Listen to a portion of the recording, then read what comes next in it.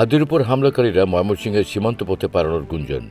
ইনকিলাব মঞ্চের আহ্বায়ক শরীফ মোহাম্মদ ওসমান হাদির উপর হামলাকারীরা ময়মনসিংহের হালুয়াঘাট উপজেলার সীমান্ত এলাকা দিয়ে পালানোর গুঞ্জনে তোলপাড় সৃষ্টি হয়েছে। তারা বলছে, এই ঘটনায় দুই ধরনের তথ্য পাওয়া যাচ্ছে। একটি সূত্র বলছে হামলাকারীরা সীমান্ত পথে পালিয়ে গেছে ভারতে, কিন্তু আরেকটি তথ্য বলছে এখনও পালাতে পারেনি। ফলে বিষয়টি নিয়ে ধূম্রজাল সৃষ্টি হওয়ায় সীমান্ত এলাকায় গোয়েন্দা সদস্যদের পাশাপাশি কঠোর নজরদারি বাড়িয়েছে বিজিবি এবং পুলিশ।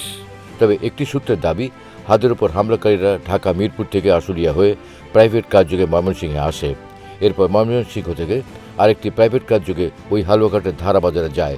পরে সেখান থেকে মোটরসাইকেল যোগে ভুটিয়াপাড়া সীমান্ত দিয়ে ভারতে পালিয়ে যায়। কিন্তু পুলিশের কাছে এই ধরনের কোনো তথ্য নেই বলে জানিয়েছে হালুয়াঘাট থানা পুলিশের ভারপ্রাপ্ত কর্মকর্তা মোহাম্মদ ফেরদৌস।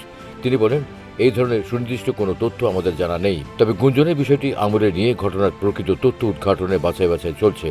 একই সঙ্গে সীমান্ত এলাকায় পুলিশের টহল বৃদ্ধির পাশাপাশি গোয়েন্দা নজরদারি বাড়ানো হয়েছে। এদিকে 13 ডিসেম্বর রাতে ঢাকা থেকে আসা পুলিশের একটি টিম জেলা পুলিশের সহযোগিতায় হালুয়াঘাট ও ধোবাউড়া থানা এলাকা এবং শেরপুর জেলার নরিতাবাড়ি থানা এলাকায় অভিযান পরিচালনা করেন।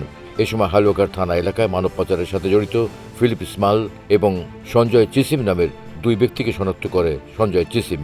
সূত্রটি আরও জানায়, আটক সঞ্জয় চিসিমকে জিজ্ঞাসাবাদে জানা যায়, ঘটনার দিন দিবাগত রাতে দুইজন বাংলাদেশি নাগরিককে সে ভারতে পাচারে সহযোগিতা করেছে। পাচারকৃত ব্যক্তিদের বিস্তারিত তথ্য সংশ্লিষ্ট সহযোগীদের কাছে রয়েছে। অপরদিকে এই ঘটনায় আরও গভীর জিজ্ঞাসাবাদের জন্য আটক সঞ্জয় চিসিম এবং সিবিরন দিওকে ময়মনসিংহ থেকে ঢাকায় নিয়ে যাওয়া হয়েছে বলেও জানিয়েছে সূত্রটি।